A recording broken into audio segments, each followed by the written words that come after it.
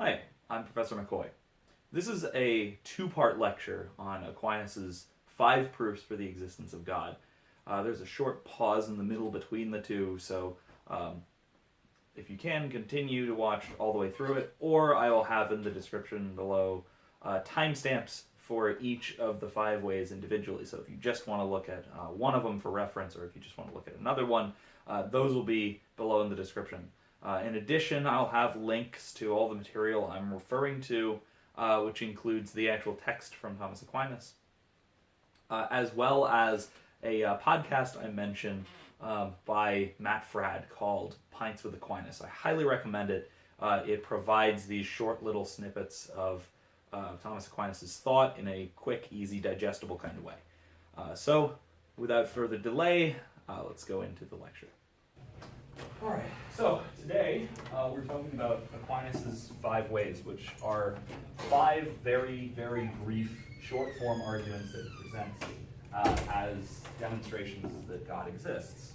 So, like Anselm, Aquinas is trying to prove that God exists. Right? They agree on their conclusions,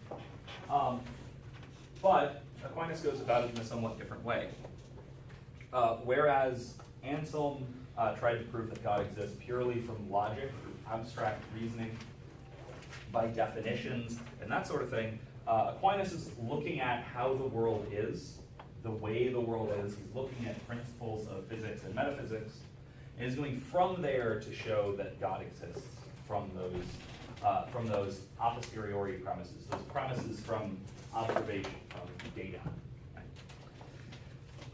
So each of these 5 are the things that he's basing his arguments on. So he's looking at motion, causality, so different kind of causes, contingency, which we'll see exactly what that means, gradation, so things being better or worse, and governance, things being directed towards things.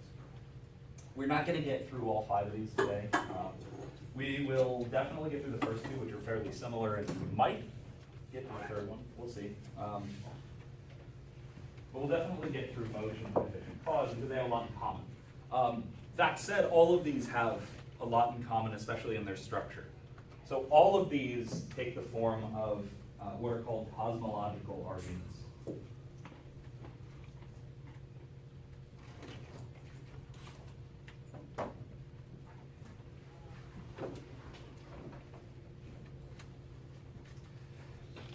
Which take evidence from how the world works and draws from that to figure out what caused it, or what kind of thing must have caused it. So this is a kind of reasoning from effect to cause.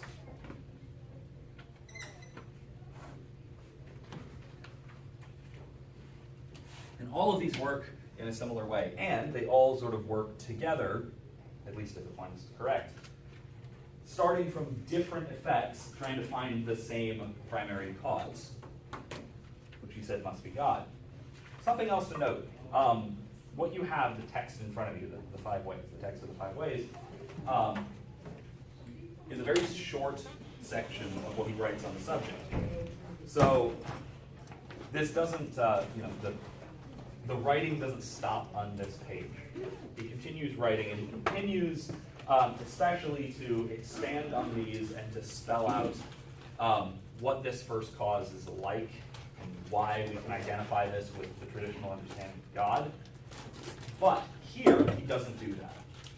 Here he's arguing for a very brief description of God. Like we talked about Wednesday, he doesn't think that the divine essence is knowable. And so he's not going to say, all right, we've gotten these arguments, and we can identify this thing that causes all of these things with any kind of certainty with the divine essence. What we can get are certain qualities that the first cause in all of these arguments. Certain qualities that all of those must have. And we can also see that they must be the same thing. So whatever these point to, all point to the same thing with a set of qualities that we're gradually going to look at. And then he goes on to the longer task of showing that that thing all of these point to, that's what everyone has always meant by God, or a lot of people have usually meant by God. might overstate that a little.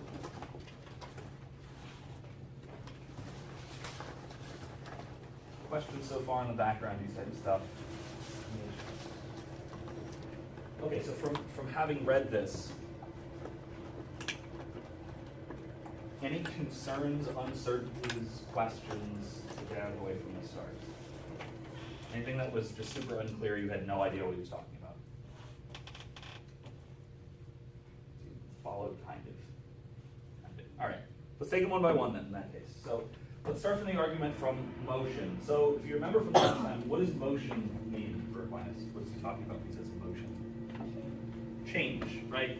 It's more specifically, what is the process of this change of something? How does something change? Yeah. There were two ways to give this example, right? Is it like if something needs to be processed to that change? Almost. So it is change. So motion means something moving from one state to another. How do we describe that? So I used a couple of examples. One is the candle, one is the lights. I stacked up some cups and changed their location. I moved back and forth across the classroom. What all these things have in common in terms of how Aquinas would describe this changing from one state to another, or moving from one state to another? Yeah. They had both potential to be and to be something else. Yeah, so motion is moving from potency to act, or potentiality to actuality, right? So when the board was blank before I walked in, it potentially had words on it, right? There's nothing about the board that was preventing it from having words on it. I actualized that potential by writing. And in order to do that, I had to have in my mind these words that were put on here. So the words that are on the board now were actually in my mind and were actually in some way possessed by me, the cause. And so then I actualized the potential of the words appearing on the board by writing them here. Right?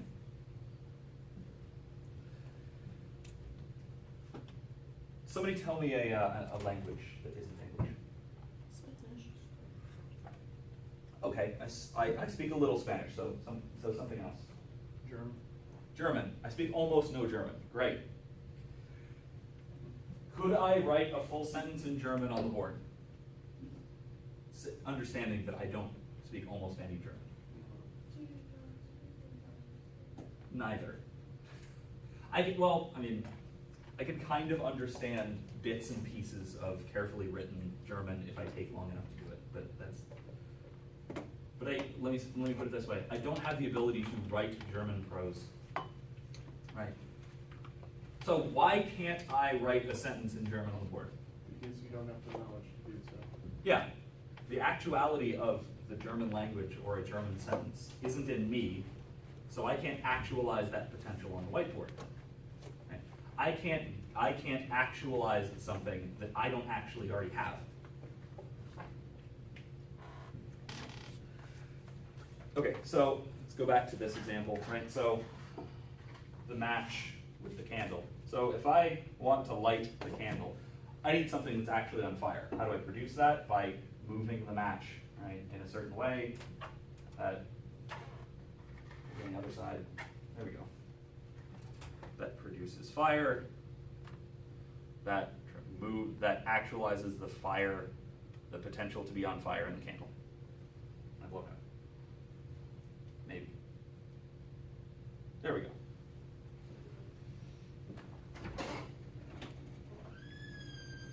Okay. So the candle is now actually on fire. Great. How that was done was by something that already had actual fire or actual heat. So in order to cause something, in order to move something, in order to cause motion in something else, the cause of that effect already has to have that actuality in some way. So, what's the difference between the match before I lit it, the match after I lit it, and me being able to speak and understand English but not German. The match has the potential. It had the ability to become lit, Mm-hmm. but you don't have the ability to.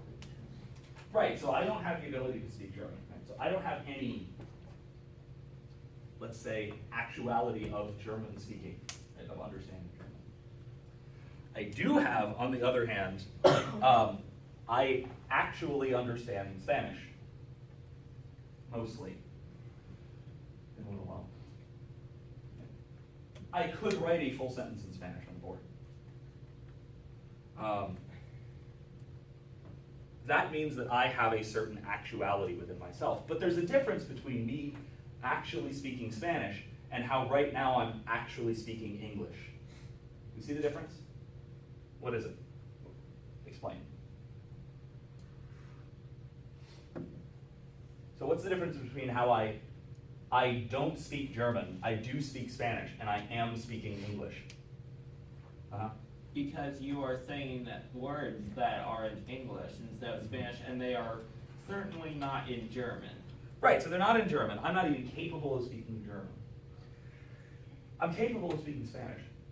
So you can talk about that in terms of potentiality, but we want to distinguish that from what you could describe, if you're kind of stretching the term, as my potential to speak German, right? I could hypothetically learn how to speak German. It's doable, possible. I could be taught how to speak German. The difference there is I have the actuality of speaking Spanish now, even though I'm not exercising it. That's similar to the difference between, should have kept that.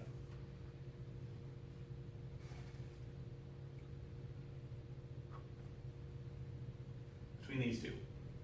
Well, Mm-hmm. this one seems to be burned, well, just at the head. That one in your left hand seems to be burned a little more since it hit the wood part. Yeah, so this one, the head is still intact. Right? Yeah. Well, So isn't that like there's a potential that you could burn it to use that? kind of. So this has the potential to be on fire. Always on fire. Well, watch. Now it's, well, there we go. Now it's actually on fire again, right? But, difference is, this has a certain kind of actuality that this one does not have. This actually has the ability to produce flame in a way that this doesn't. Just like this is like my ability to speak Spanish. This is like my lack of ability to speak German. Right? Is that because its potentiality was finite? In a sense, because it was used up? Oh, well, right, that's true. That is true, right? So that's like if I had forgotten how to speak German. So if I don't bother speaking or understanding Spanish for another few years, I may like burn out like the match in terms of that, right? In terms of my ability to speak Spanish.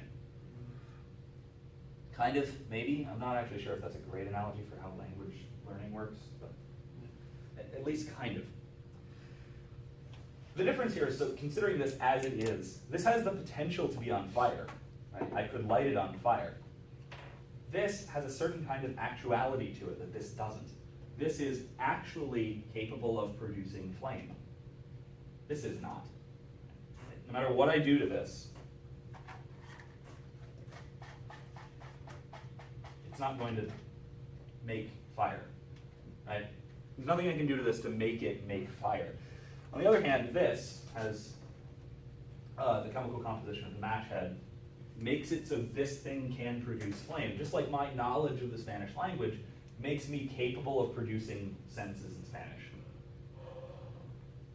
But my lack of any knowledge of the German language makes me incapable of producing sentences in German.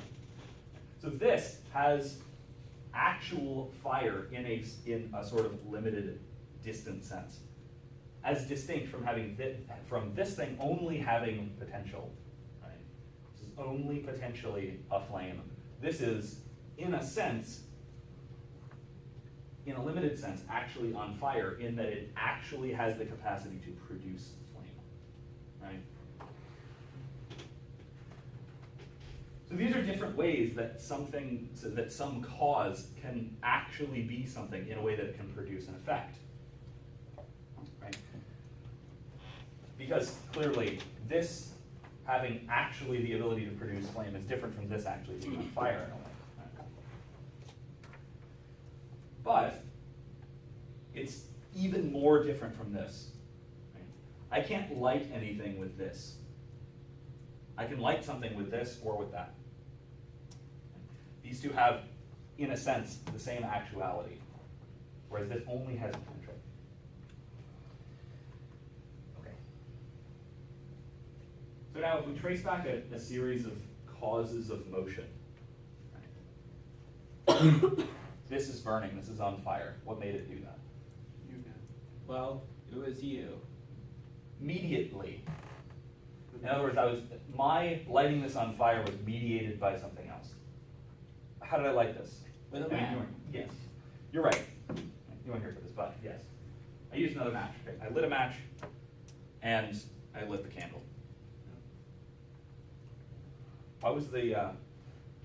What caused the, let's call it actuality of the match? What caused this to be able to actually produce flame? You acting upon it. Yes, in part.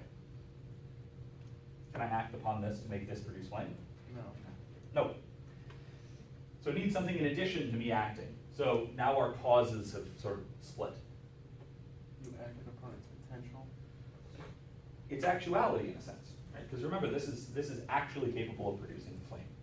This is only potentially on fire. Think again. So part of how to distinguish this is to think of actuality as sort of an active power or something like that. So an ability to do something. Potential is the ability to be acted upon. Right? The ability for something else to change it. Like the whiteboard was white and blank. It had potential to have a lot of words on it. But in order to put them there, I have to put them there. I have to act proactively, you might say, and put the words on the board.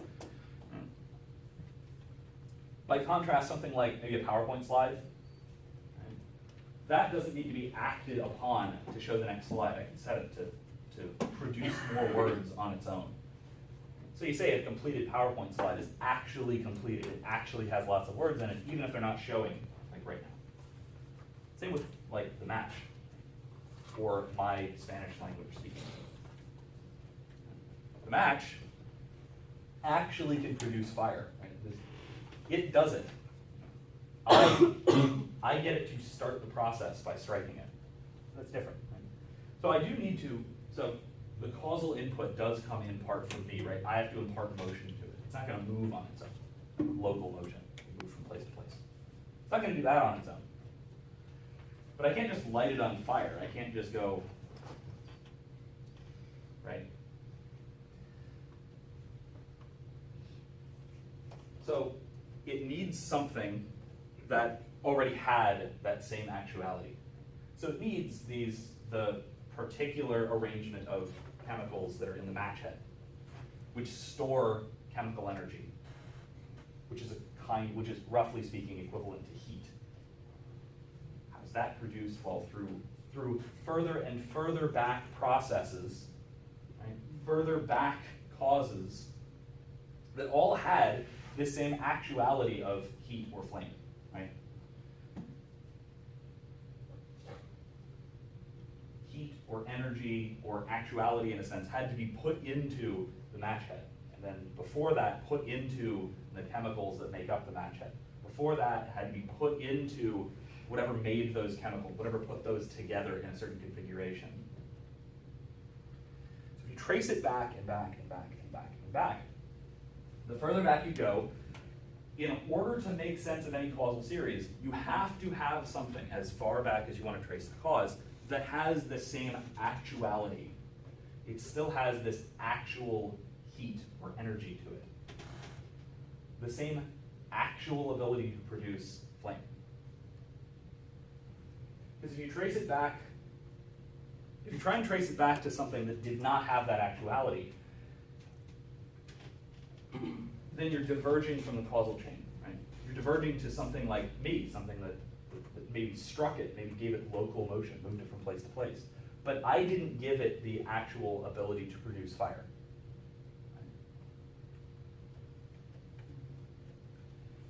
So the further back, you trace any causal series, you still have the actuality that's in the effect. You have to in order for the causal chain to make sense. It goes back to the principle of proportionate causality we mentioned on Wednesday. Yeah. Was the idea that Aquinas used for, did he sort of reverse engineer the idea of, like, say, a match head, and then from there reverse engineer through cause and effect and logic to discover that God's real? We haven't gone to God. Because, now, right, so we don't want to get ahead of ourselves. This could just be a way of saying that causal chains have to originate with something like original actuality, right? So something that is actually on fire, right? Fire comes from fire, heat comes from heat, something like that, right? So there has to be some kind of primal source for any given actuality. Okay, sure.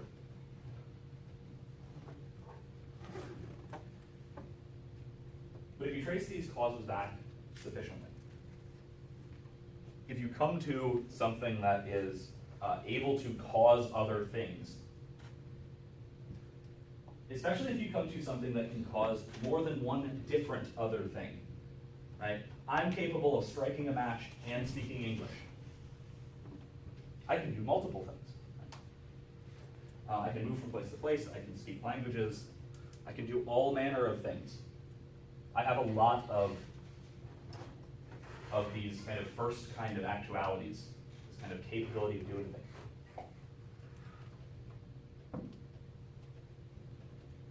That means I have to have been caused by something with all of those actualities in various ways. So if you trace things back further and further, and you start bringing together different actualities, more and more of them, you come to something that has to be purely actual. So something that has every actuality. And if it has every actuality, then it cannot have potential. Because if something is actually something, it can't also be potentially that same thing. Right? Here's a problem with that, though. What is it? When you talk about something coming before something else to Mhm. get that actuality, you get the problem of there's no origination, because all actuality has to come from something else. Well, why is that a problem? Because at that point, you wouldn't be able to tell where it actually started. Right, so any actuality has to have some explanation. But it's not where we started. It's not what we started talking about. What we started with was any motion, any change of potentiality to actuality has to have some explanation. Outside of itself, something that has that actuality already. So what we're trying to explain isn't actuality, it's motion, it's reduction of potency to act. It's something going from potentially to actually. That's what we're looking to explain. Right? So that's the kind of thing that we're tracing back. We're tracing back causes of motion, things that cause something else to change.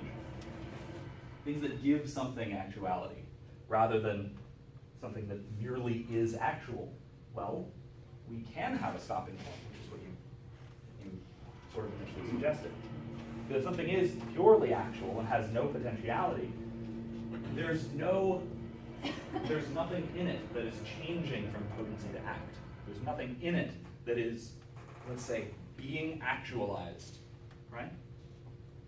So this argument isn't anything to like where that actuality comes from. It's just the origination of the actuality itself. Yes, so this concludes, right? The conclusion of this argument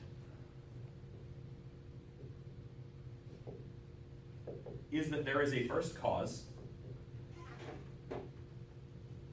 So there's a first cause of motion, of things changing, which is purely actual, or pure act.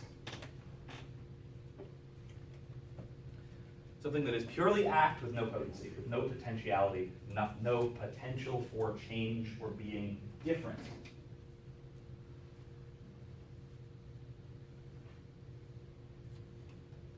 And here maybe he jumps ahead a little bit, but here he says, and this everyone calls God.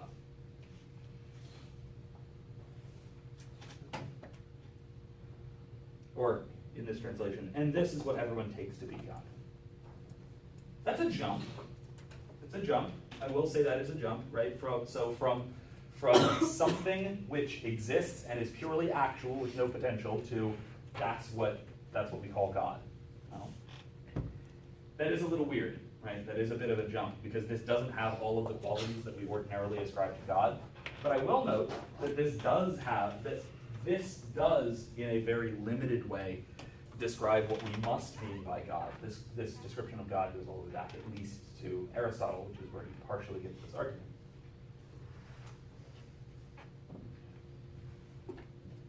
That God is capable of everything, so all-powerful, which we get from this. Unchangeable, which we also get from this. If there's no potentiality in God, then God can't be changed. And responsible for all of the causality in the world. So, creator. First creator. So we're starting to get our list of attributes that sound like God. We just have to sort of unpack it from this very abstract conclusion. Okay, questions on the first way before we move on to the next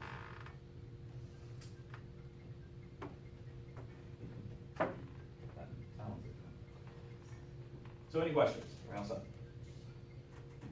Okay, cool. The second way that Aquinas argues for God's existence is similar.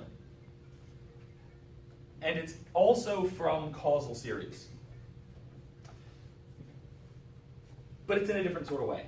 So I don't think I need this. Oh, come on. There we go. It's from a different kind of causal series. Wow. It's one of those days, I guess.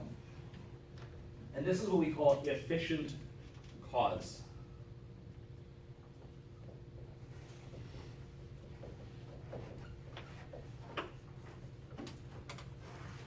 Isn't that number 2 on the list? Oh, yes, you're right. Thank you. Number 2, efficient cause. So the efficient cause is one way of something causing another thing, and it's the typical way we think of when we say cause. Right? It means that something's efficient cause is that which is responsible for something being how it is. So what made something the way it is?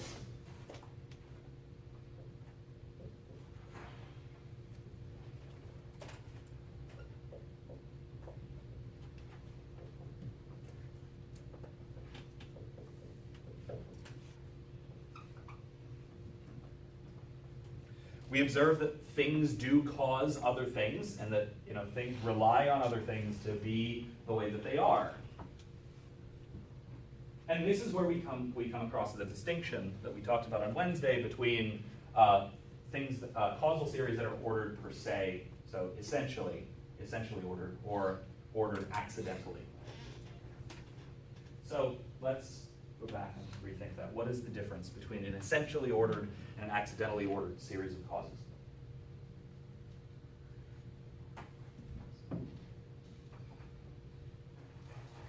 Use the example I used last time.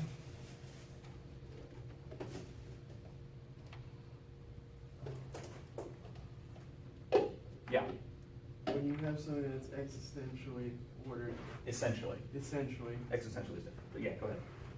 Go on. is like the cups. So Mhm. when you take something that happened previously in the chain, nothing after it can occur. Yeah, so if you take away one of the bottom cups that are holding this one up here, It will fall. it'll fall, right? It won't stay where it is. Mhm. Okay. So there are, for any given thing, there are multiple causal series that kind of culminate to cause something to be the way it is. Even multiple series of efficient causes. Why is this cup here the way that it is? There are lots of answers to this question, so start giving me answers. Why is that there? Why is this cup here the way that it is? Gravity. Gravity. Right, gravity is pulling it down. That's one. It's being supported by the table. Yeah, so let's write these down. Let's write down a list. So gravity of the cups. Structural integrity. Yeah, so its formal structure.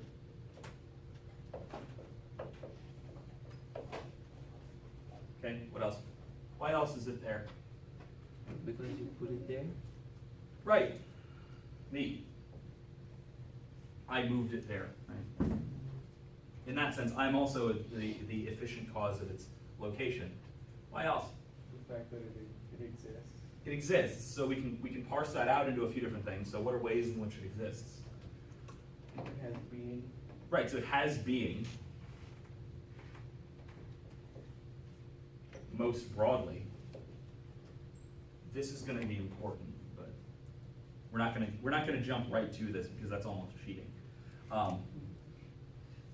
That's like saying, oh, because God, but we'll see why. Why else? Why else is the cup there in the way that it is, in the place that it is, etc.? Let me ask this one different way. What would have had to have gone differently for it not to have been there? Change the order? What is it? Change the order of it? Yeah, right, so I had to put it in a particular configuration. So how I put it there. What else? If something had failed to occur, that cup wouldn't be there. What are things like this?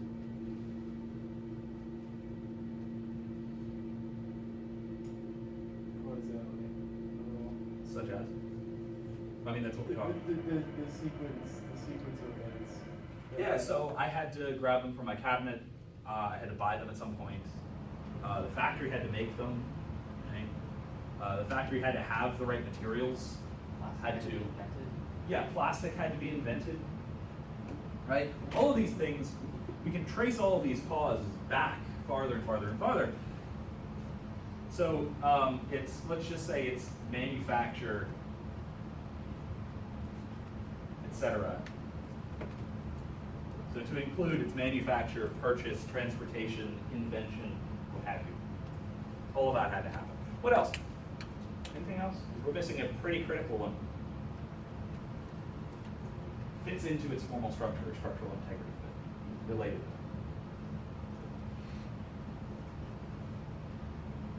Is it where it's standing, like this?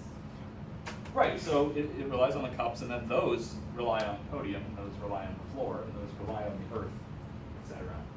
And that relies still further on with gravity. So we can add an etc. here. So this is clearly a long causal series. Okay, so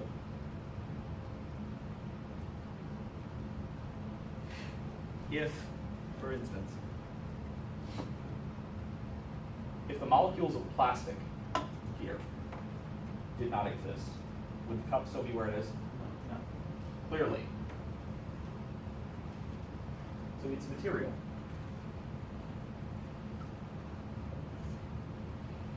It depends on what it's made of to exist. Right? So if it's made of something, if it's made of pieces and parts or whatever, right? It has to depend. Because if it were arranged differently, it wouldn't be there. It wouldn't be the way that it is. But if it were made of something different, so if it were made of translucent red plastic, it would be a red solo cup instead of a clear one. It would be different.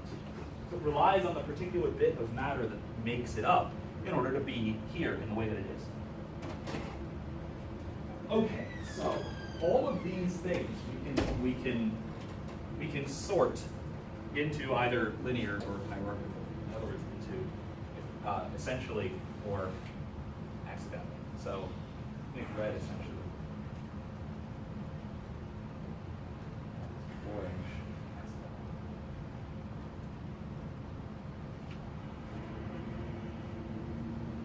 All right. Gravity holding it there. Is that an essential cause or is that an accidental cause. Second way. Yes. Why is that? Because if gravity did not exist, then it would be floating. Right, so if gravity stopped working on the cup, if gravity stopped causing its location, it would not be right there. It would be floating around, moving around, being carried around by the breeze, whatever. Right? It wouldn't be where it is. So gravity needs to continue acting upon the thing in order for it to be where it is. Okay. The other cups, and the podium, and the floor, etc. What about that? Essential. Yes, what's that? So the other cups were in there, the cup would fall. Yeah, Podium so was in there, the cup would fall. as I demonstrated, right? As I demonstrated last time, if I yank out one of the bottom cups, the top one will fall out. It won't be where it is. Its formal structure. If it lost structural integrity, it'd still be there. Essential.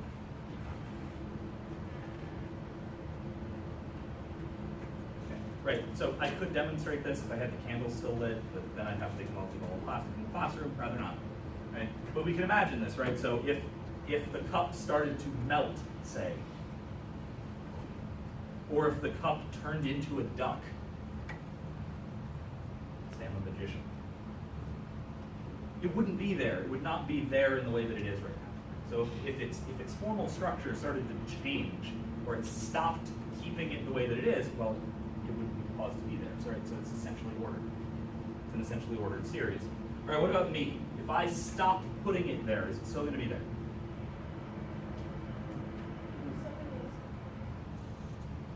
What am I doing right now?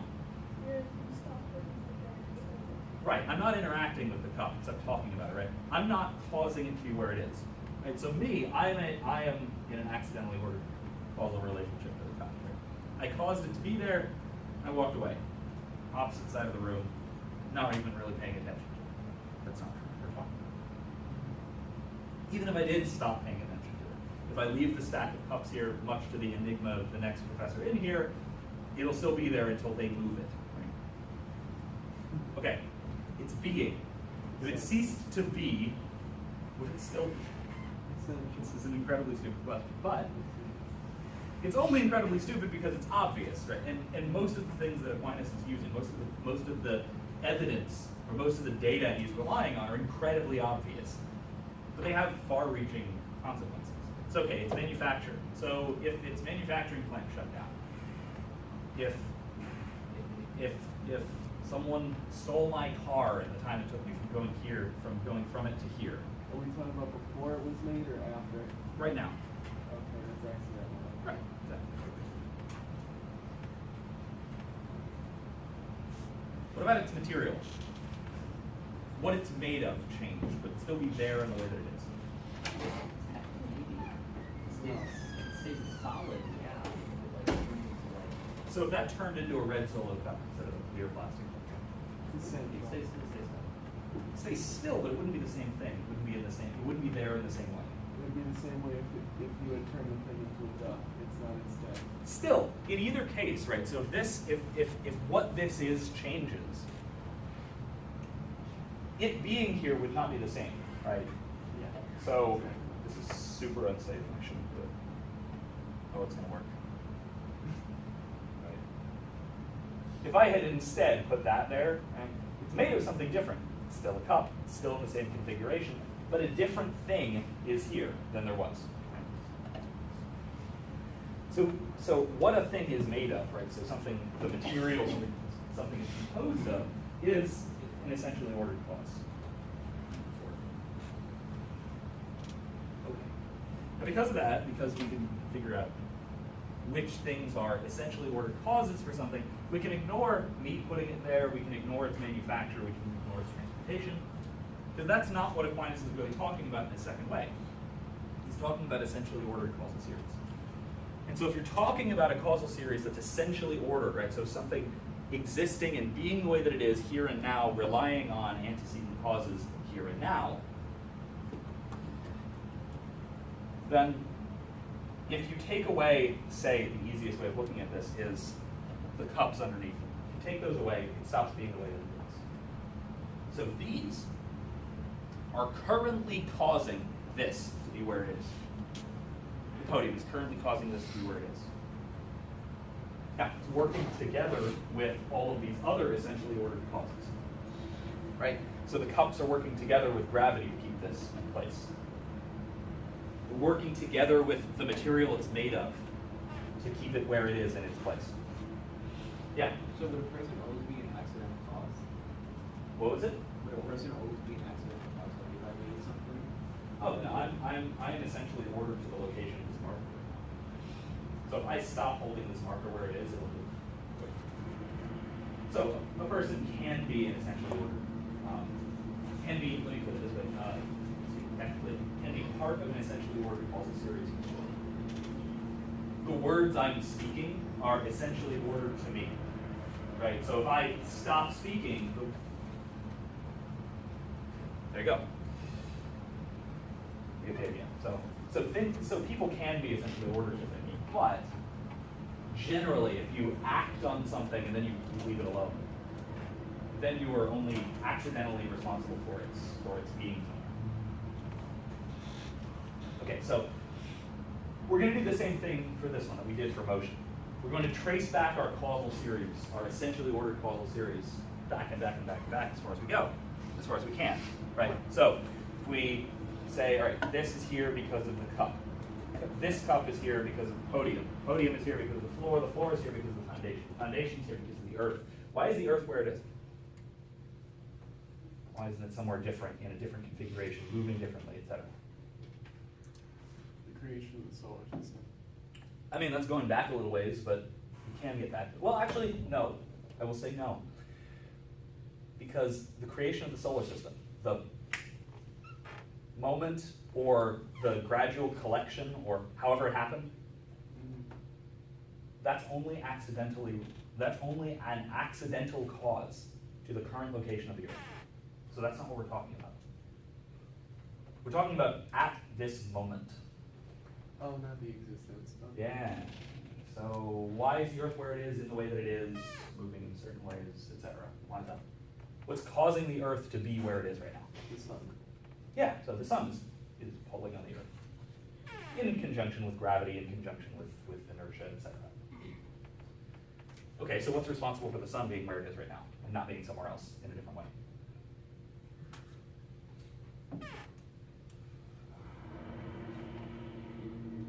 You can trace back any number of essentially ordered causal series, right? A thermonuclear reaction is responsible for the sun being in the state that it is. That's an ongoing thing.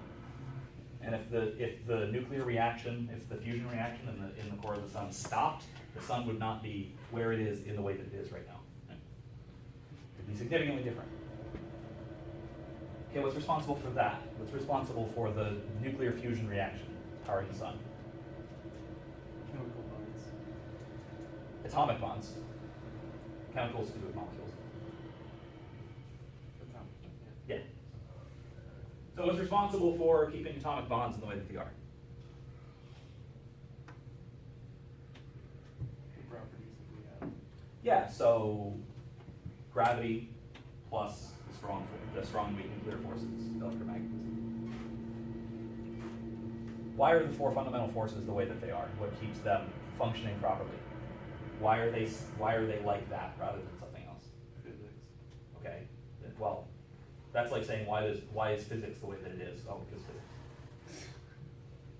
We might bottom out here, but right, we might say, okay, fine, that's just gotta be. Really though? It's not conceptually, mathematically, or logically possible for the fundamental laws of physics to be different. Most scientists don't think that's the case. They think that it is entirely possible for them to be different. Why? Why are they the way that they are and not some other way? What's causing them to continue to function as they do? Human understanding. The fundamental laws of physics didn't function 100 years ago? If- That's terrifying.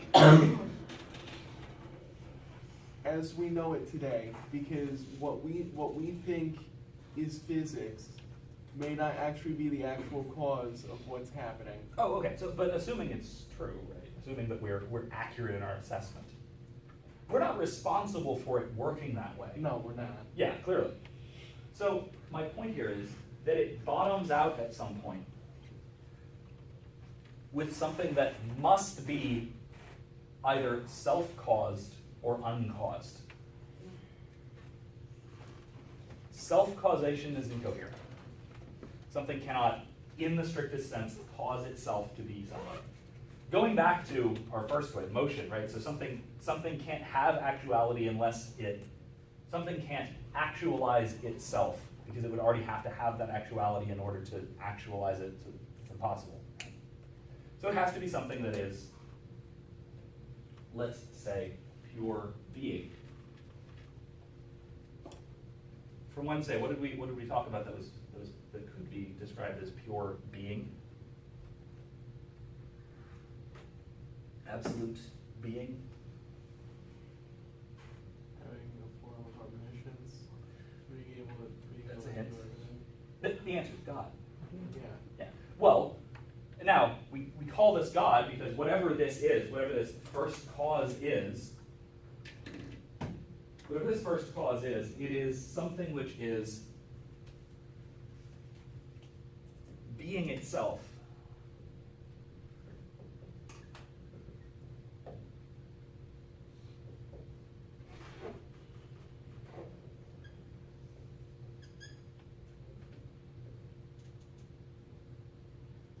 And further, it is responsible, we could say concurrently,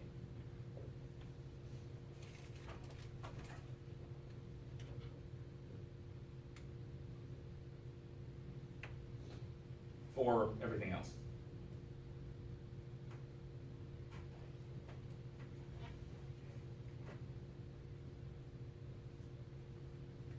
Concurrently meaning at this moment. Not, I will note, this isn't talking about at some point in the past, right? It's at some point in the finite or even infinite past, God said, let there be light, and there was light. Not what we're talking about. What we're talking about is God is undergirding or underlying the reality of being, like the podium is underlying this structure.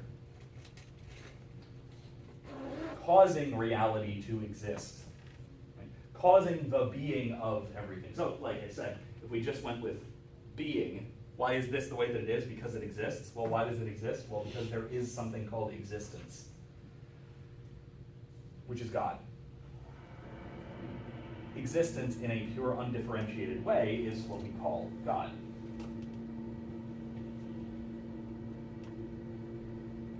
And it's still a first cause, but it's a first cause of a different kind of series, right? So this is essentially ordered efficient causal series that we're talking about in this case.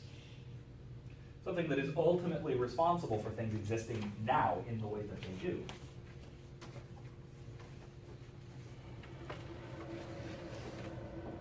A couple of misconceptions I want to clear up before we wrap up for this one, and we'll move on to the third fifth on Monday. First of all, Aquinas has not proven here that there's only one of these. He has not shown that this is unique, that this first cause, which is being itself, is unique. Same with the first one, right? Neither of these show that there is not more than one purely actual being, or there is not more than one form of indifferentiated being itself. He hasn't shown that. He hasn't ruled out something like polytheism. He will eventually, but not here. Right? Here, he's merely talking about, or at least in the first two, he's merely talking about what is the origin of things that we see in the world. What is the explanatory and causal origin? Some interpretations of this even include multiple, first causes in one or both of these senses. Any guesses as to what other first causes might be on a Thomistic Christian framework? Other uncaused causes in certain sense? Human beings. When we choose to act, we're acting as creating. We are creating an action from nothing, from merely our choice. That's not something that's antecedent to be caused in the way that we're talking about. That's not here in Aquinas. That's in commentaries. But I say this to point out that at this point, he hasn't ruled out multiple first causes. multiple causal series that all culminate in different things. Maybe they mix, maybe they don't, etc. Something else to point out is, remember that I emphasize this again and again, that this one, the second way, it isn't talking about a moment of creation. It's talking about what theologians call continual creation. That God's creation wasn't an initial start and then the world went and did its thing. Theologians talk about creation in terms of God creating the world. This singular act, if we're going with the first way, this act of creation is the creation of all time, of all reality and being. Okay, any questions before we wrap up?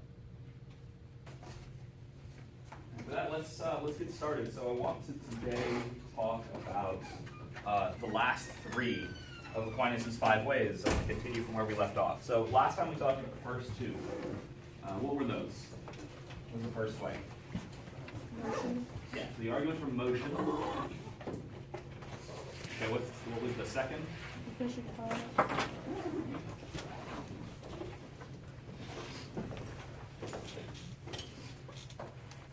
All right, so who remembers what the third way is? Contingency. Okay. Now, fourth. Could it be, the supreme? Good one. Oh, I know, could it be like, I know. It is, primacy? Sort of. So that is what it's actually referred to in some places, right? So it's the argument from supremacy or the argument from ordered goods. What it's referred to in this translation is the argument from gradation. And once we get to this one, we'll see why. We'll see why it has to do with supremacy and why it has to do with supreme good and that sort of thing. So on the right track, yeah. All right, fifth is what? So governance. Okay. So we've looked at motion, we've looked at efficient cause, and from both of these we found that there has to be some kind of first cause to any kind of motion, right? So motion has to have its origin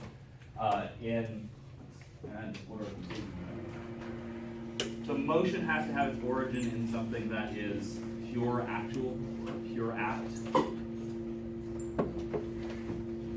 Purely actual. An essentially ordered causal series, which is the kind of thing we're talking about in the second one, so a hierarchical series like the ball sitting on the cup, sitting on the other cup. That has to terminate in a first cause, which is itself uncaused. So what kind of thing must this be? Well, it has to, in order for it to be uncaused, it has to be purely actual. So we're building. We're building on the previous one. Now we're going to continue doing that. We're going to look at the argument from contingency, and that goes from a certain kind of thing in the world, and it comes to a conclusion that this purely actual first cause has to have a few other properties, certain other things we can know about it. Okay, so what does contingency mean? Is anyone familiar with the term? Heard the term anywhere? Isn't it something you fall back on, like a contingency plan? Yeah, so that's typically how it's most often used. Like if we talk about a contingency plan, that's like a fallback, it's a backup, right? So if an example I'm using in class doesn't work, like if nobody gets why I'm lighting matches in front of the classroom, then I should have a contingency plan, right? I should have something just in case it doesn't work, right? Or if the exit on the highway is closed for some reason. I should have some alternative way of getting here. Why would I need an alternative? Fundamentally. Yeah. Well, in case one thing doesn't work out. Yeah, so things can go differently, right? Fundamentally, that's what contingency means, right? So contingency, speaking philosophically,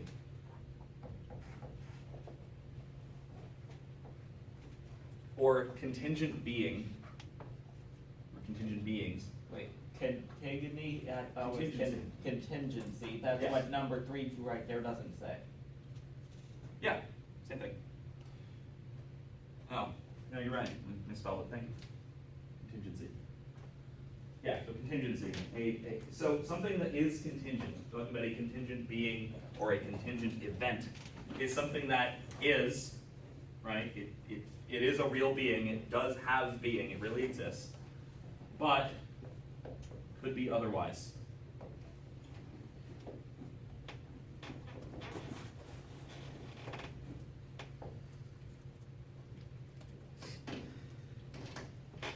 This is why we talk about contingency plans. It is a plan in case something turns out differently than how we're expecting, right? The lights are off, right? They're off contingently. What do I mean by that? They're all turned down, but they could be turned on. They could be turned on. They have been turned on. They probably will be turned on at some point.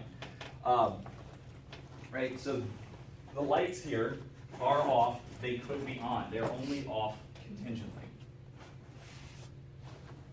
What about me as a particular kind of being? I am a contingent being. What does that mean? You are alive now. Yeah, I'm alive. Dead. I could be dead, right? I could not exist. There was a time at which I did not exist. Furthermore, I exist contingently, meaning I am where I am, how I am, all of these facts about me are also contingent, right? So I could lose 30 pounds, right? Maybe I should. At some point, I probably will. Or gain 30 pounds, that's possible as well, who knows? Hopefully not. All these are possibilities, right? All these things that could happen. All these things about me could be different, right? I could dye my hair. It'd be really weird given I have eyebrows that match my platinum blonde hair. It would look weird. But I could, right? Things could be different about me. So not only could I not exist, it's conceptually possible for me to not exist, but it's possible for me to exist in very different ways. There are facts about me that are contingent, not just my being in general, but parts of my essence, right? I could be a different kind of thing. The thing standing in front of you in the front of the classroom could be a cactus, but it's not. It's a human being. Not a cactus. I promise. Is this like the multiverse theory now? Oh God, no. So I do want to distinguish this from multiverse. Right? Because that's what it sounds like right now. Okay, so there are relevant similarities between possibilities, right? So contingent possibilities, and say a multiverse, so different universes with different rules and different things, right? And often we can kind of conflate the two. We can make, because they look kind of similar conceptually, we want to say they're the same thing. But things in, okay, so assuming multiverse theory is true for a moment, then we're going to completely drop the idea and probably not mention it again because we don't need it. But assuming that it's completely true, and there are other alternate universes that are relevantly similar but with differences, right? The things in those other realities are real. They contingently exist. They really exist. What I'm talking about alternate possibilities, what I'm talking about is things that don't exist. So the me in an alternate reality who happens to be a cactus isn't me. In an alternate universe, it's not the same thing that I'm referring to. So those are different things that both exist. They both really exist, just in different spatial locations in a sense. Yeah, it's weird. And there are a lot of, there's a lot of slipperiness in between these two concepts, and it's important to keep them relatively distinct, and to remember that contingency here, and even if you'll see this discussed if you read, say, Alvin Plantinga, who talks about some of these arguments, talks about something called possible worlds, so how the world could have been, very different from alternate universes. So if alternate universes do exist, they're part of this actual world. It's weird. The most important thing to take away from it is that it is a somewhat different concept. So not necessarily thinking of it in terms of, say, a multiverse, even if it works okay as an analogy. It works okay as an analogy, but they're conceptual differences. So I could be differently than I am, right? The cups could be arranged differently than they are, right? So I can do this.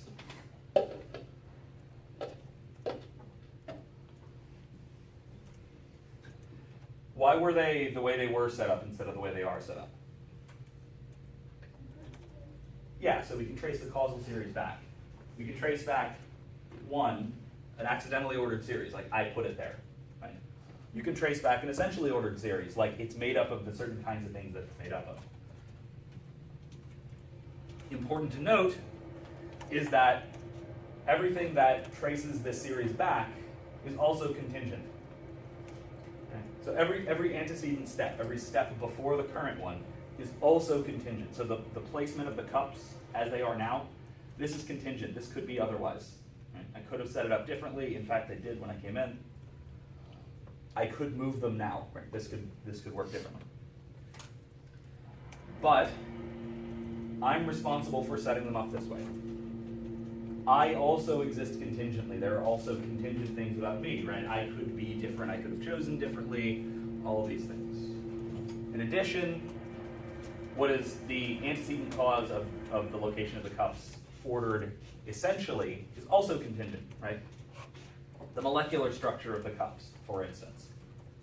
The location of the podium, for instance. All of these things are just as contingent as the setup of the cups.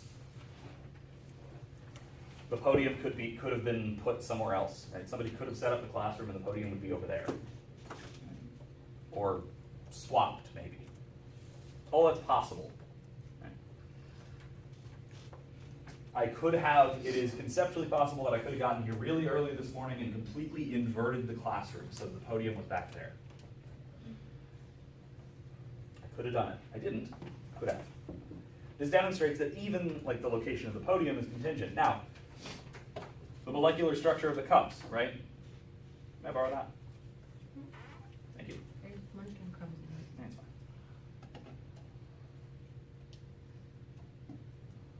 Different cup, right? So the fact that it was this cup at the top of it was contingent. It wouldn't have to be this particular one, right? Thanks. I don't want it to spill too much. So everything about this, every antecedent cause, everything you can trace the cause back to, immediately at least, the next step back is always contingent. Okay. So if this could be different, okay, we need to explain why. Well, because of the next cause back in the series, either its material, what it's resting on, the fact that I put it there, etc. And so we trace these back until we get to something like a first cause. Right? An unactualized actualizer, something that's pure act, something that causes all other things. The question then is, the first cause in any causal series, can that too be contingent? Can it be otherwise? No. Why not? Because for it to work, it has to have one central origin. If you change the origin, it's gonna completely be different. So yes, in a way, right? So if we trace the cause back, if we trace it back enough to a first cause, an uncaused cause, why are we tracing these causes back in this case? Well, we're trying to explain why it's this way rather than some other way. Right? And if you trace that back indefinitely until you reach a stopping point, well, if that is still contingent, if that could be otherwise, we haven't explained anything. We've not explained why these cups are in the position that they're in. Because it could be otherwise. Not just it could have been otherwise. It in fact could be otherwise. We haven't explained it unless we get back to a first cause, which is necessary.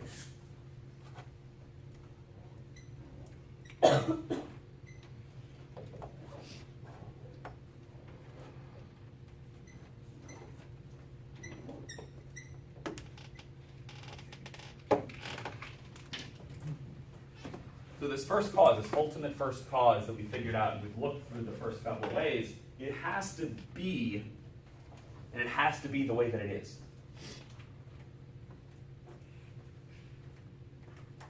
It's the thing on which the possibility of everything else sits on. So just like we're talking about our efficient causal series, right? We've got something that is uncaused, that everything else is essentially ordered to.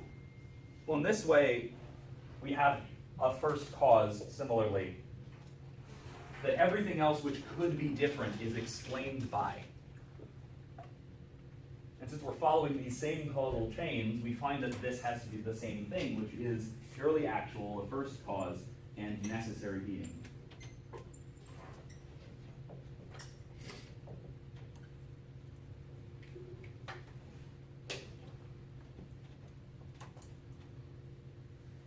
You see why this is the case, right? Because in order to explain something, we have to go to an antecedent cause. And if that antecedent cause requires further explanation, then we haven't explained the thing at all, right? If I say, all right, this is why is this here? Well, it's because of the cup, right? Well, why? Then you have to go back a step, and back a step, and back a step. And if you just keep going back steps forever, well, you haven't explained anything. Another thing to note, you can go forward in a sense. Why are these cups here? Well, I put them there. They're resting on here. But why? Why did I put it here? Why did I arrange these cups here on the podium?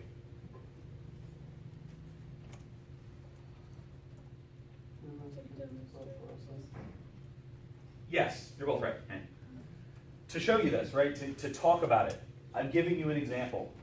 Why am I giving you an example? To emphasize your point. Okay, why do I need to do that? Why is it important that I make this point? So understand. So you understand it. Why is it important that you understand it? So we can learn the material. Okay, why do you need to learn the class material? So we can get class credits. Why do you need class credits? So we can graduate. Why do you want that? So we can have a better life for ourselves. Why do you want a good life? We don't want to suffer. Why don't you want to suffer? It's a bad thing. Suffering is bad. Why is suffering bad? We can stop. The point is, you can trace this, right? You can trace back a series of what we would call final causes, right? So things you're aiming towards. That's a kind of cause, right? That explains why something is the case. It explains why something contingent is the way that it is. But you can still ask why forever, like a 3-year-old, right? And you can still make sense asking why until you get to something that is necessarily good, necessarily worth pursuing. This ties in with the next two. This is kind of my segue into the next two. So you can ask why going backwards, right? So why is this here? Well, because I put it here. What caused that? Well, it was in the bag. What caused it to be there? I put it in there when I was at home. What caused it to be there, et cetera, et cetera, et cetera. Or you can ask, why is it there in the sense of, why is it there? For the purpose of explanation. Why do I explain? In order to get you to understand class material. Why do you need to do that? In order to pass the class. Why do you need that? Et cetera, et cetera, et cetera. And any direction you take this causal chain, you wind up having to bottom out at something that is necessary, something that doesn't require further explanation. And that same thing has to be pure act, first cause, necessary being, and the same thing that we're going to, spoiler alert, the same thing we're going to come to with these arguments. All right, questions so far? Anything else I need to clarify on this one?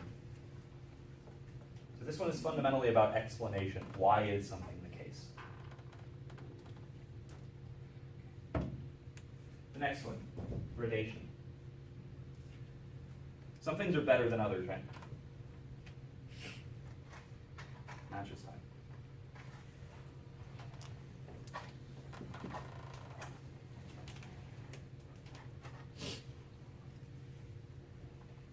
Which match is better?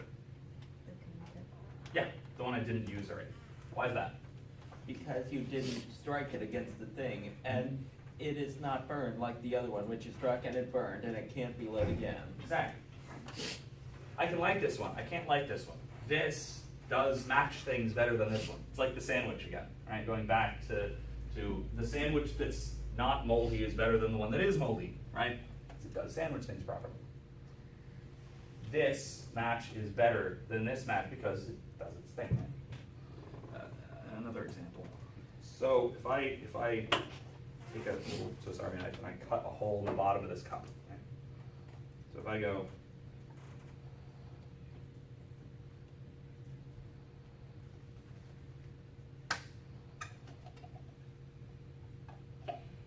right, there's a hole in here, right?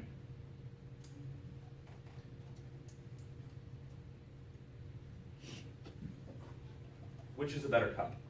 The one that doesn't have the hole in it. Why? Because it serves its purpose as a cup. Yes, it does. Right. This does what it's supposed to do. This is a better cup than this one. Okay.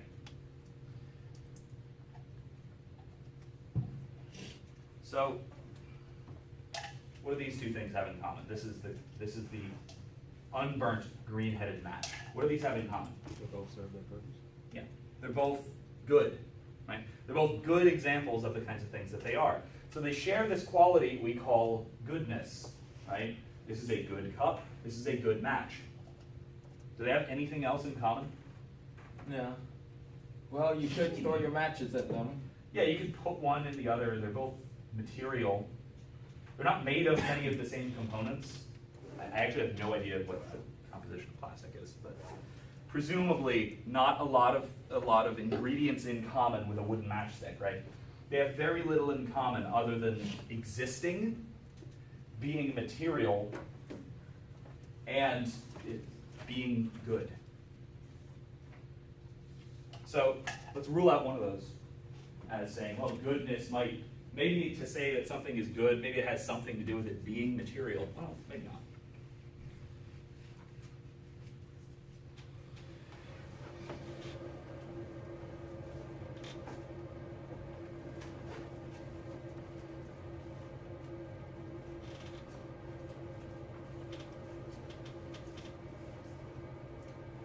Which of these is better? Why? That's correct. Yeah. The other one's wrong. Predetermined. There's like predetermined set of rules. Yes. How do you mean? Well, I mean, the whole reason why we perceive that as correct is because of kind of like a human way, Wow. a human process. Not really.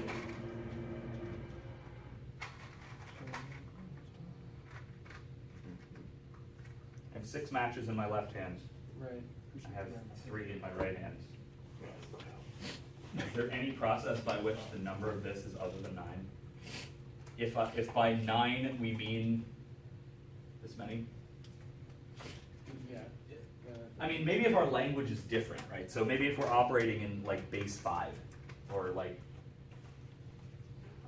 yeah, if we're operating in base 5, that doesn't even make sense. Okay, right, fair enough, right? So for changing the fundamental systems of our mathematics, then this would change, right? If we're operating in base 5, say, then it would be, it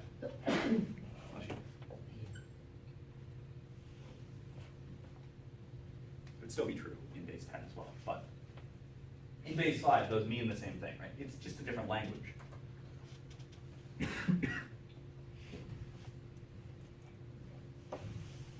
But what that represents, the idea that represents, right? The idea of 6 plus 3 equals 9 is a better idea than 4 plus 1 equals 6.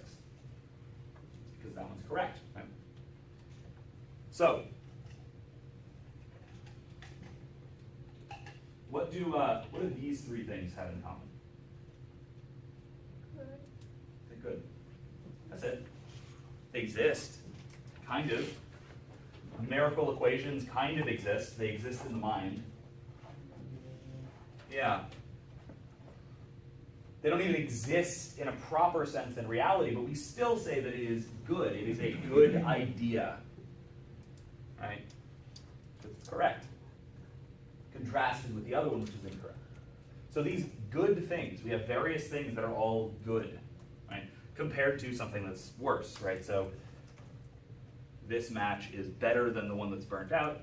This cup is better than the one that has a hole in it. That equation is better than the one that's wrong, right? So they seem to all have something. Yes. All right. They all seem to have something in common, even though we can't find any particular qualities they have in common, right?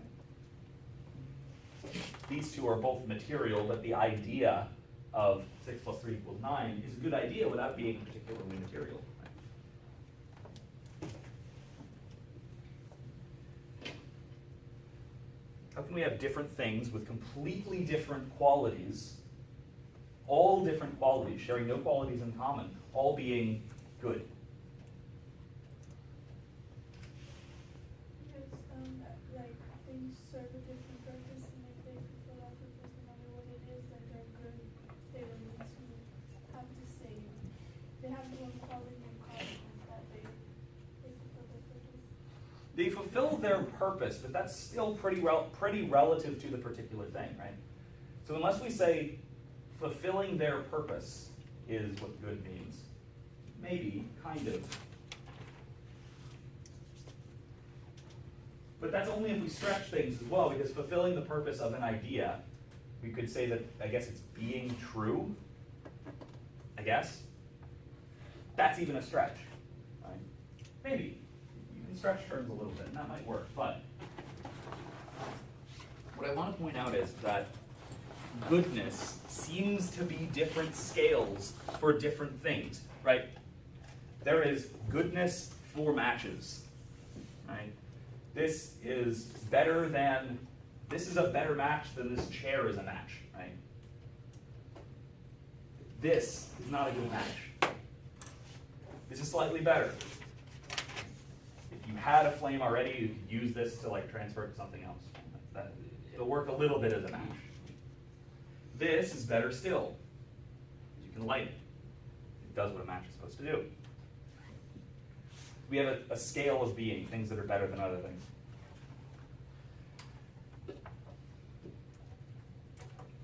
This computer monitor is not a very good cup. Actually, it's not a cup at all. This is better than that, even though it's got a hole in it. You can hold your thumb over it, maybe. Still used to hold liquids, maybe. But this is a better cup, right? So we have this scale of being. This is not very good as a cup. This is better still. This is worse because it's not a cup at all. This is a little bit of a cup. Part of it's missing.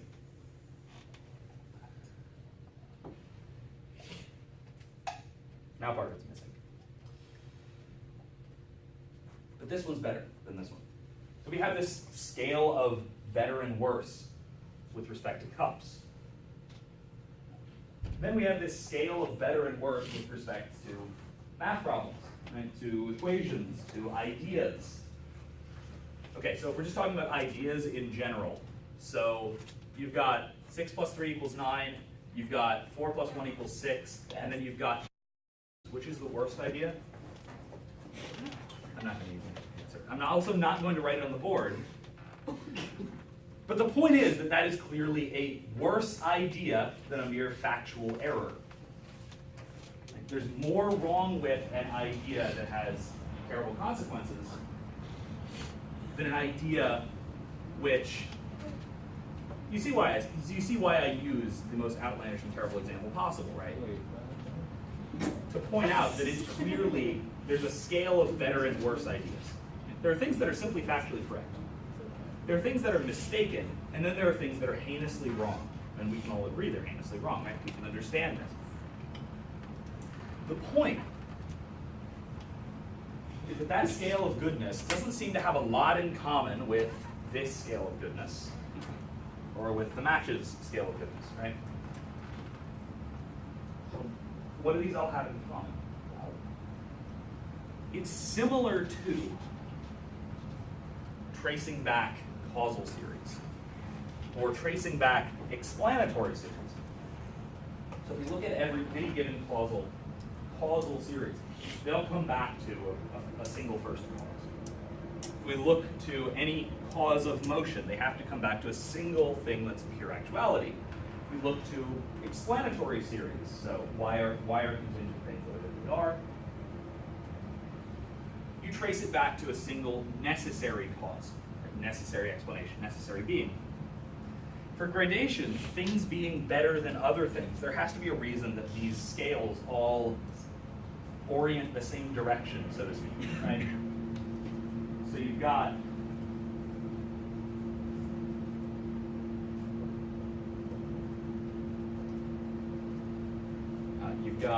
unlit match. You've got burnt match.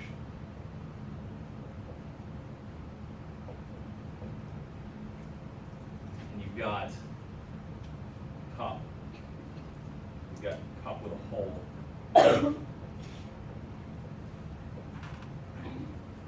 Why do they all orient like this? What do these have in common and these have in common? It's hard to say, other than these are good, these are less good. The reason we can do that, because just like these, we have to bring these together into something like a concept of goodness in the abstract, goodness itself.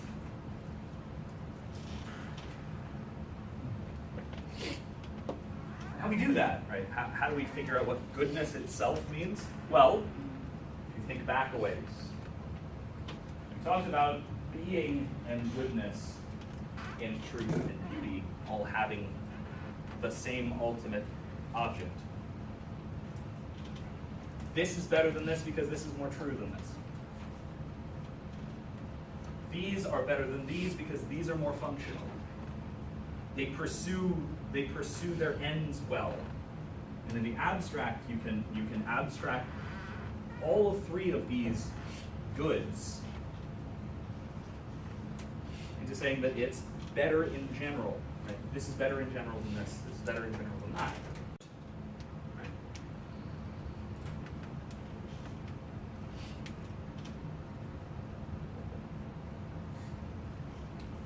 Better or worse art than, say, the Mona Lisa? Better or worse portrait of the woman who posed for the Mona Lisa? The word is that who you ask. No, it doesn't. If someone says that is a better piece of art, they're wrong. Yeah. Sorry.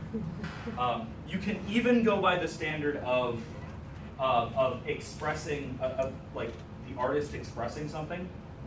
This is certainly not expressive of something in the same way that the Mona Lisa is. Trust me, I am the one who drew it. There's no standard by which this is a better piece of art. There's no comprehensible standard.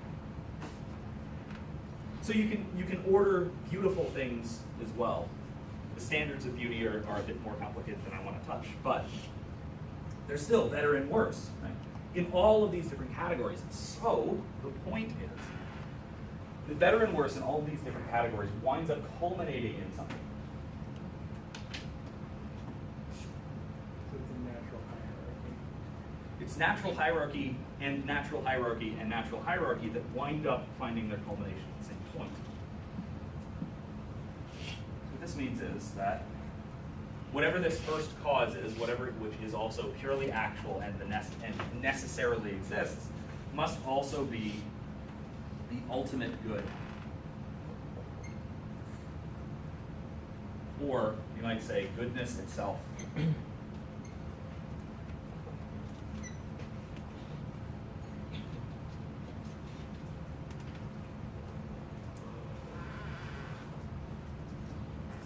It's the thing that gives the standard of goodness for other things. Because otherwise, you could say that, yeah, this is better than this is better than this, but why isn't the cup with a hole better than the cup without the hole? Because it's less good. Yeah, right, exactly. Right? This is just less good than this.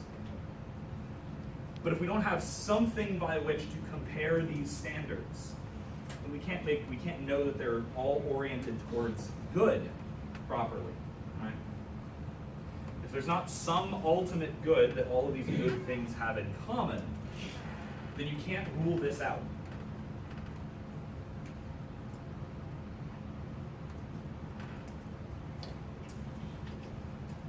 Okay. So you need a standard. Yeah. And for there to be a standard, the standard has to have a top.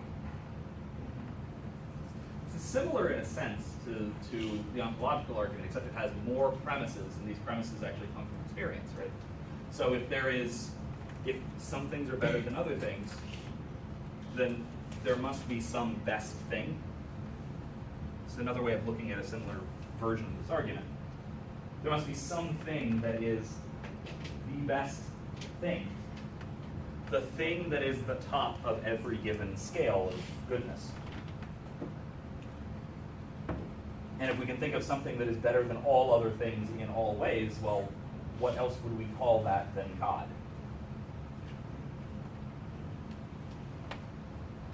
Okay. Questions? Cool. Governance. What does that mean? What does governance mean? See somebody with the government. Kind of. Control. I mean, upfrontly, yeah. So control, maybe. How about directing things? So that's kind of what it means here, right? So directing things towards their ends. Aquinas uses the example of an archer. So an arrow is pointed at its target by an archer. I don't have a bow and arrow with me. I have an earth blaster, right? This thingy shoots these little thingies. Oops. Shoots these squishy little foam balls. Okay. So, and then you click the trigger and it shoots one out. Put them back in. Anyone know how this works? Anyone guess how this works? Air pressure. Yeah, so pressurizes the air and it pops the thing out. How does it produce that? The pressurized air? Spring. Yeah, there's a spring of tensions in here when you pull this down. Push the ball. And you hit the trigger and it releases the catch and pushes the air and then pushes the ball. Simple enough. So if I'm aiming it like this, what happens if I pull the trigger? It's going Probably gonna knock over. Yeah, it's going to knock the cup over. Now I'm going to move it a little bit so it doesn't ricochet at anybody. I'm going to actually just put it on the chair because it might ricochet. It can happen. It's not going to hurt anybody. It's a squishy little foam rubber ball, but I don't want to peg anyone in the eye. So, all right, so here you go. Okay, I point it. All right, so it's pointing at the cup, right? And I pull the trigger, and you were right. That's no phone. I got it. So you shoot it, and it hits it. Okay, I need volunteers. I'm not going to shoot you. All right, great. Okay, here you go. All right, aim that at me and just keep it trained on you. Where's it aiming? At me, right? How do you know that? The direction Following of its where line it's of pointing. sight. Okay, so a couple of things. One, it's pointing at me. That's one thing. Two, I told him to. That's another thing. So how do you know which way it's pointing? As we can see your position. Yeah, the thing is directed in a certain way, right? So if he pulls the trigger, it's going to shoot me. So go ahead. See? Told you. All right. Shut up, Louis. I'll get that back later. Anyway, so point being, right? That these things, that things with direction can point in a certain way, and people can direct them in a certain way, right? You can point it at me, right? And that's going to, thank you. That's going to result in, me getting shot with a rubber ball, right? So if I point it at something, it's going to shoot it that direction, right? I'm directing the thing in a certain way. Let's take a step back. Let's take a step a little bit deeper. So the spring, right? So if I do this, what did I just do to the spring? Well, right. So I loaded a ball into the little chamber. But what did I do to the spring? Yeah. So I put tension on the spring. What is the spring aiming at? Not true. The ball? Kind of. So let me put it this way. So this is aiming at the cup now, right? In other words, the ball is directed towards the cup. What's the spring directed towards doing? The ball. In a way. So the spring right now is about this wide. How wide does it want to be? It wants to do whatever its original line. Roughly. Why is that? Kind of. That explains why you put that particular spring in it. But so if I say it's pointing at the cup because I'm pointing it there, why does the spring want to be right? So why is the spring aimed at being uncoiled? Because you Just directed service it purpose equal. of shooting the ball. Right. So it's got a particular purpose. Because he Just wants like to- the Nerf gun has a particular purpose, right? It has a directedness, it has a goal, it aims. Because it wants to be a specific state. Do springs want things? Maybe metaphorically. Metaphorically, it's physics. Yeah, it's physics, exactly. That's what I'm looking for. Where does this want to be? Down, right? Gravity, right? So bodies with mass are attracted to one another. Spring steel wants to be in a certain position rather than crunched into a different position.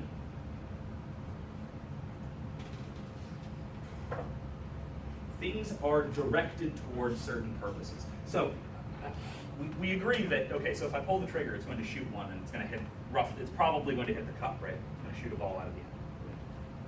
It's not going to burst on fire, right? If I pull this trigger, the thing isn't going to catch fire.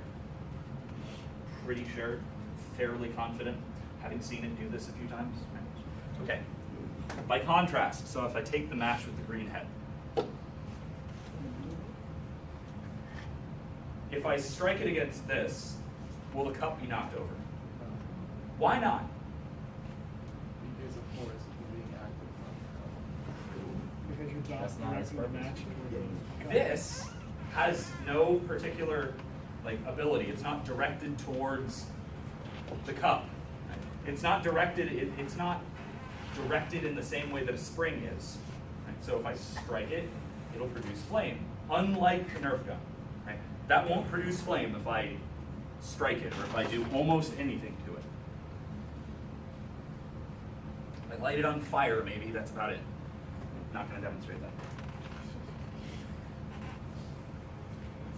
Okay, so use the example of the match.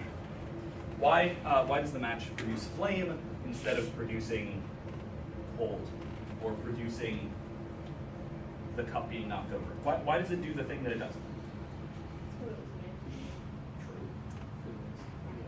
Okay, what kind of physics? Why? Does anyone know how matches work? Thermodynamics, it's friction. Friction that puts an initial chemical reaction. So there is white phosphorus in the match head, there's red phosphorus and silicate in the striker. The red phosphorus and the white phosphorus come into a chemical reaction catalyzed by the heat of the striker, and it lights it on fire. Okay, why? Why does that chemical reaction produce flame? Why is it exothermic rather than endothermic? Texture. Okay. Why though? That's true. My point is, so if you trace back even this kind of thing, right? Why is this directed in a certain way? Well, it's because these chemicals are directed in a certain way to react in certain ways, right?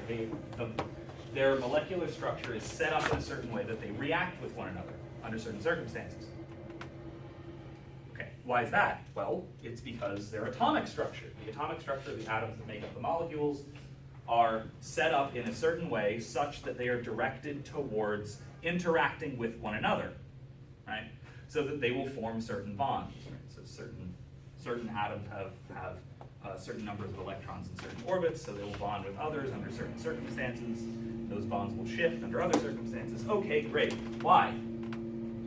Why do those atoms come together the way that they do? Well, we have subatomic particles that are arranged in certain ways. They have certain electrical charges such that they are directed towards bonding with one another into atoms, etc., etc., etc. You can trace this back. You can't trace it back indefinitely. Something has to account for why things are aimed at one another, so to speak, right? You can explain why this is aimed at the cup by, looking at the person aiming it. Simple, right? Simple explanation.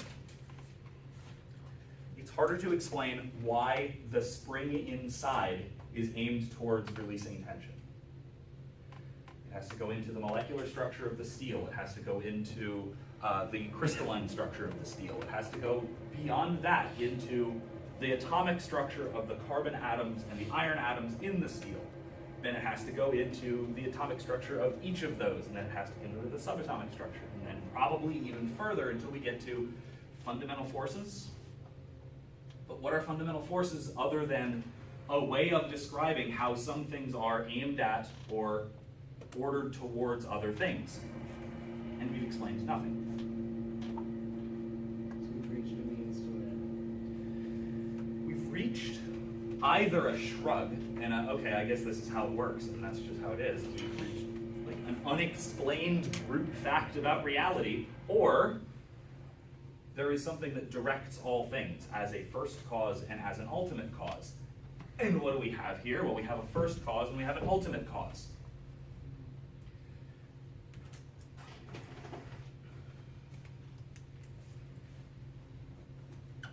So by the fifth way, we come to a conclusion of something must create and direct things in a certain way to act in certain ways. Something must confer causal powers onto things, make things such that they can act in a certain way towards certain ends. So whatever this first cause is, it provides ends for things. All things. It's at the root of causal explanation in this way as well, just like in every other way, right? It's the explanation for why certain chemicals act in certain ways, why bodies attract one another. Going further back, like if we take it down a step, it's the explanation for why there is, gravity, why chemical reactions happen. Taking it further down, it is the explanation for the fundamental physics as we understand it. Fundamental physics can't be fundamental, because you can still ask why is it that way rather than another way. Which brings us back to the contingency argument in a way, right?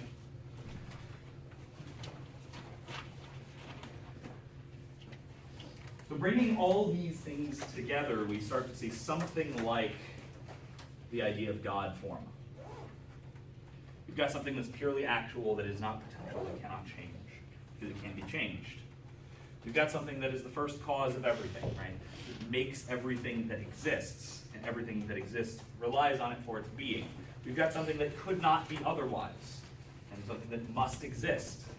We've got something that is goodness itself, which is the reason why we can call certain things good, and it's the thing that directs everything towards its end. This is a very basic conception of God. Now notice we haven't gotten into anything to do with any revelation in any tradition. This is all from observing things that exist in the world, how they exist, and figuring out from that, well, there must be some kind of thing, some kind of ultimate thing that is directing, creating, sustaining, and supporting all of these things. All of these other things that we observe. It has to exist in a certain way, in this certain way. Hey, Angel Kitten, what are you doing? I'm looking for Boogie. Say hello to the camera. This is Angel. Hi. Okay, bye.